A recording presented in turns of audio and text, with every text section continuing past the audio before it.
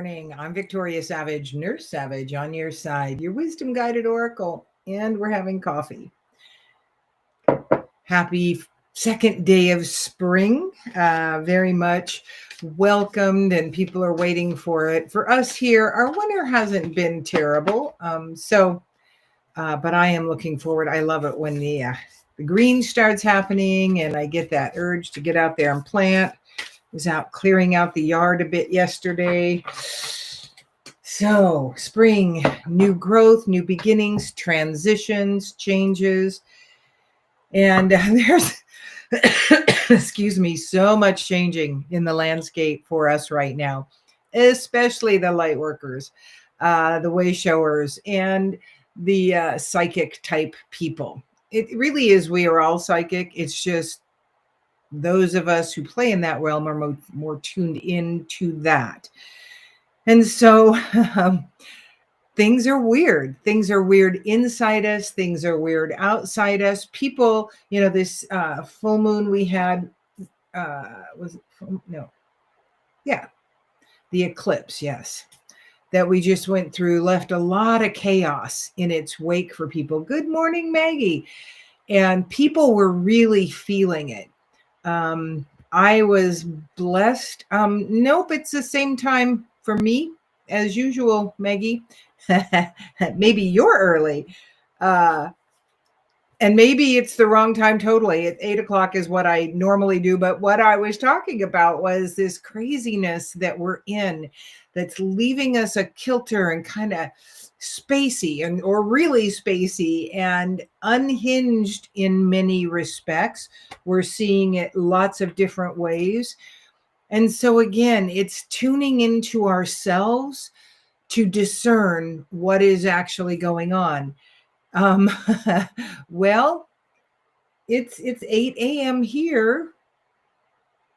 Yeah, so that's the time I always go on, Maggie. So I'm not real sure.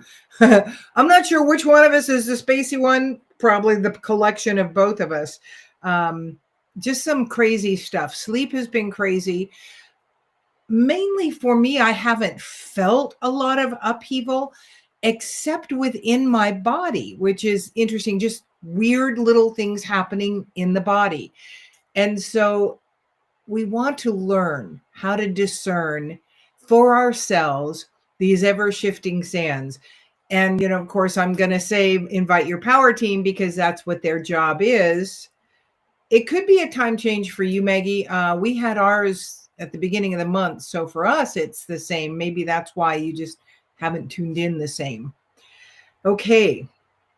And so we want to be the steady. So, the staff is the mystical shaman oracle card that has come up. I don't think I've ever pulled this card before. Let's see what is here in this card for us. I haven't pulled any cards because I was later coming on because weird sleep, and it's been happening for a few days where I wake up at 1:30 or 2:30 and know I need to get up and come downstairs, and then I'll do some either listening to some person on YouTube that I follow. Good morning, Julia. She slept all day yesterday out of exhaustion. Yeah, I mean, that's what's going on. And so we really kind of want to lean into what our bodies are telling us. But what happens then, I go back to sleep and I have some strange dreams. And this morning was no different.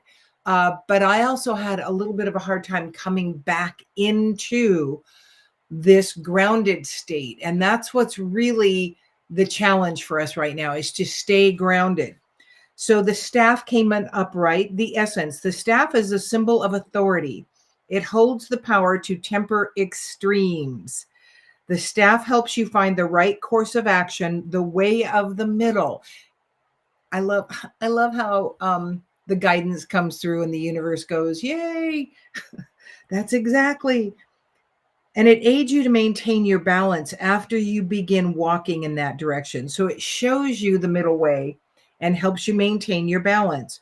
Moses carried a serpent staff through the desert, and with it, he could summon the power of nature to heal or call plagues.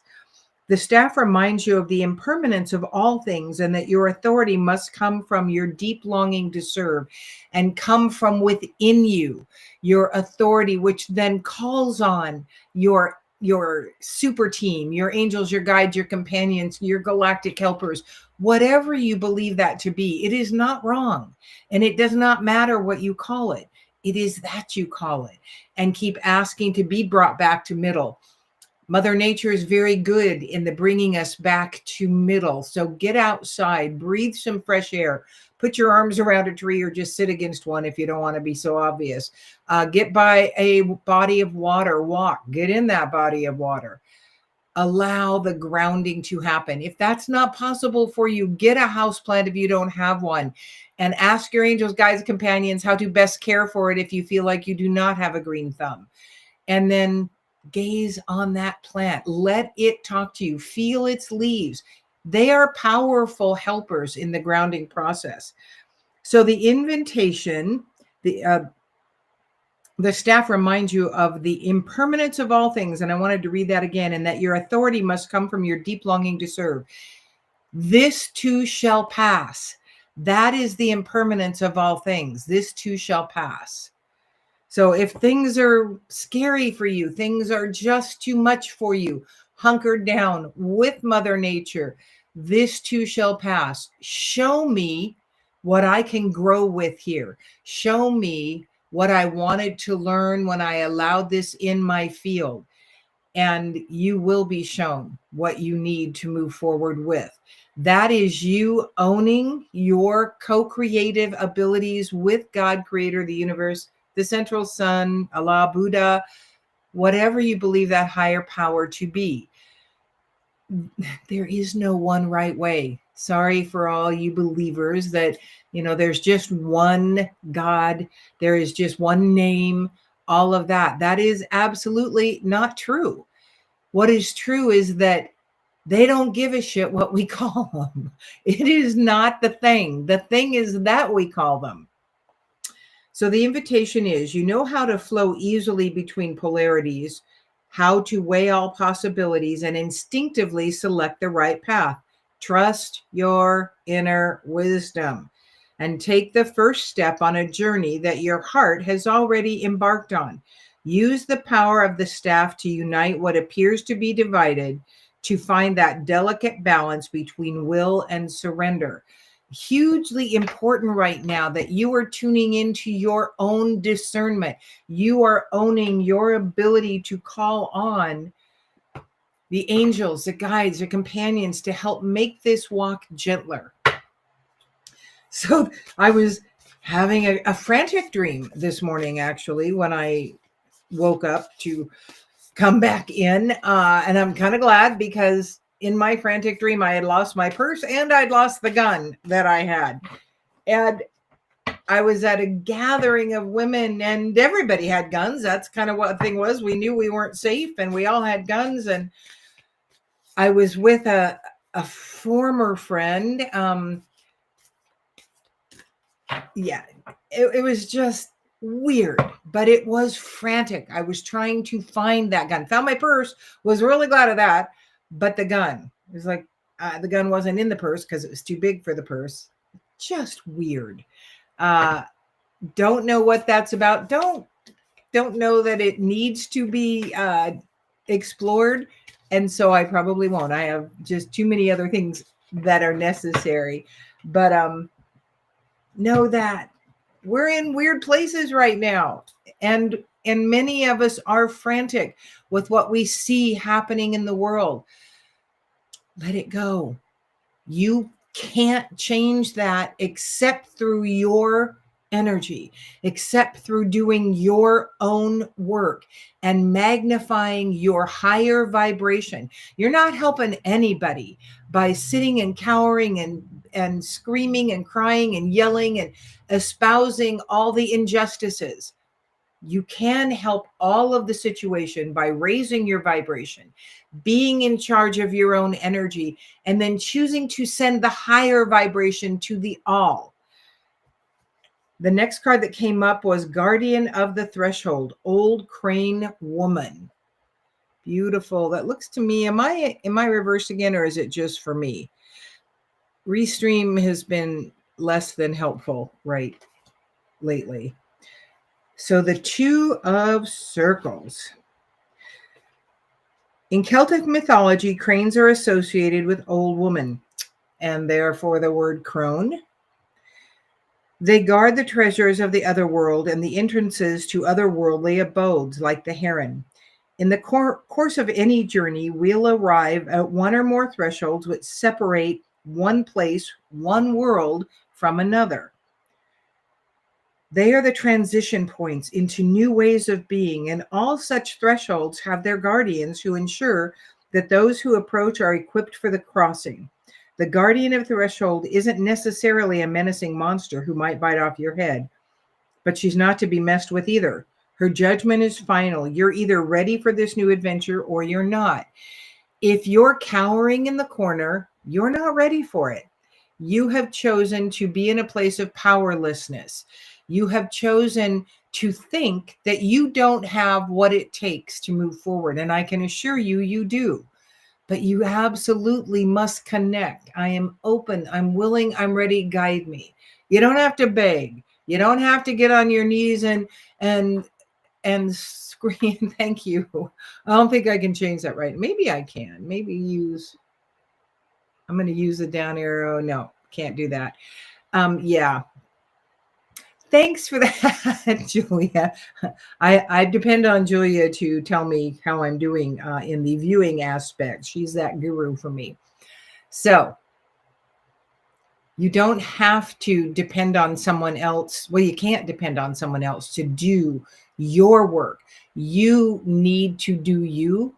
You need to take care of your physical, like Julia slept off and on all day. I've had moments where all of a sudden, like, just doing great, feeling fine, driving home. All of a sudden, it's like, I just want to take a nap. We are in a bombardment of energies right now. And as we are shifting our energy, we are choosing where to stand in it all.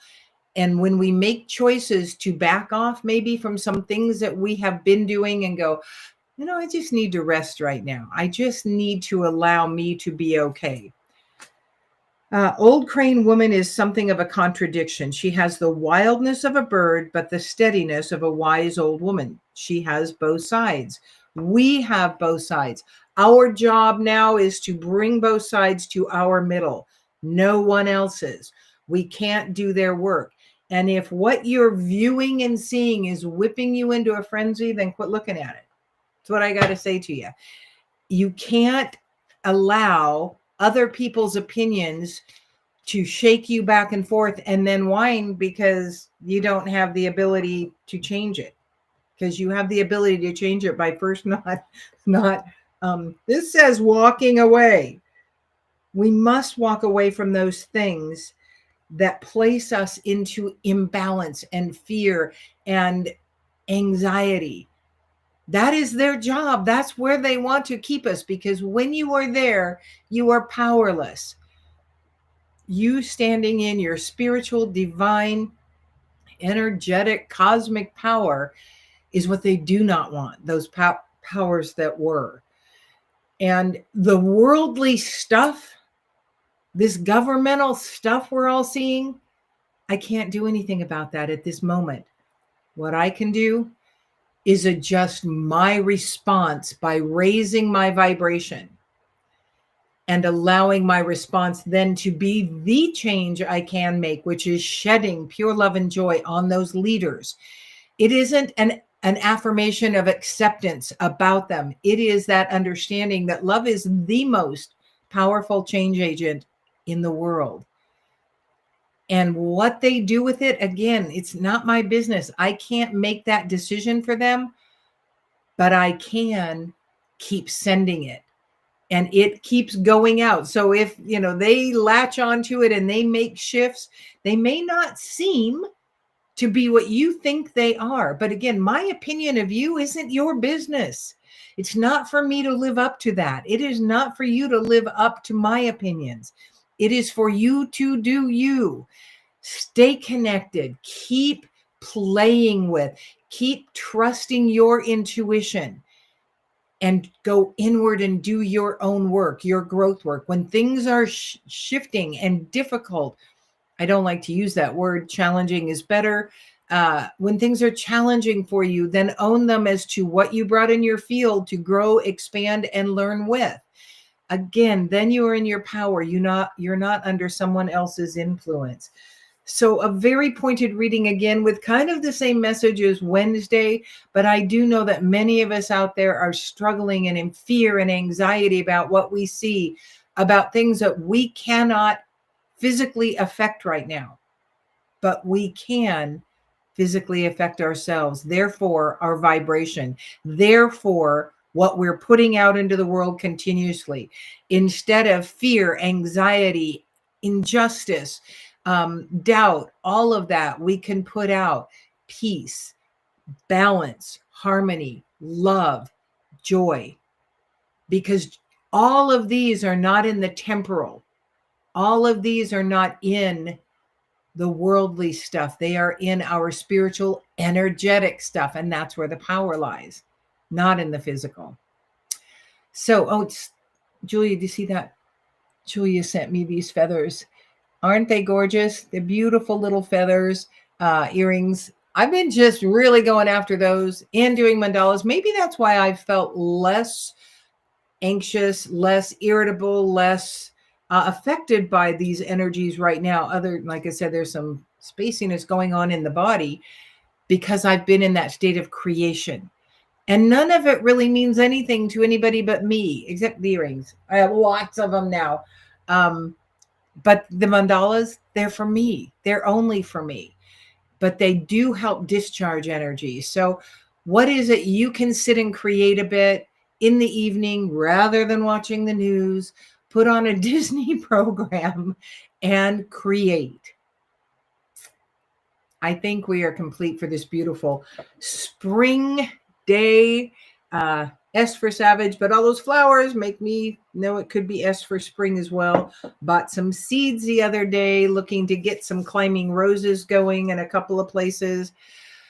So I wish you peace. I'm so grateful you tuned in. Please share this. If you're seeing me on YouTube, please like and subscribe. That will expand my reach. That is my intention this year. So I'd love your help doing that.